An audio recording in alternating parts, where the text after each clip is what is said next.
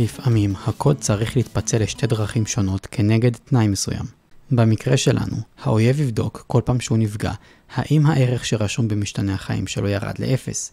במידה וכן, הוא ישמיד את עצמו. במידה ולא, שום דבר לא יקרה.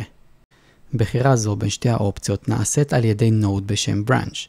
לפני שניצור את הבראנץ', נגדיר את התנאי שהתחבר אליו.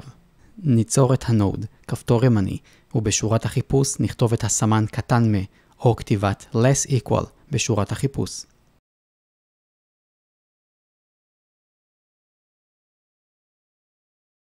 מכיוון שהערך שרלוונטי לנו לבדוק הוא health, נחבר אותו למעלה.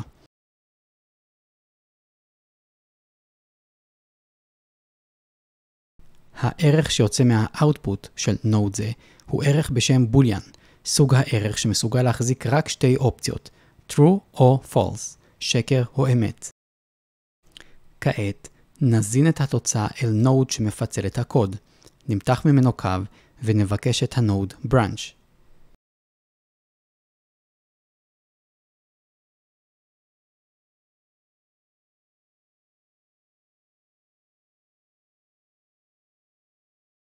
אם הערך אמת וה-health שווה או ירד מתחת לאפס, הוא ישגר את האקסקיושן העליון, האמת. ואם הערך שקר וה-health עדיין גבוה מאפס, הוא ישגר את האקסקיושן התחתון, השקר. במידה והערך יוצא שקר, אין לנו בעצם צורך לעשות כלום. אבל אם הערך הוא אמת וה-health של האויב ירד לאפס או מתחת לו, עלינו להשמיד אותו בקוד. ישנו נוד אשר עושה זאת בשם destroy actor. ניצור אותו ונחבר אותו אל האקסקיושן של האמת, בברנץ'. נבדוק את המשחק.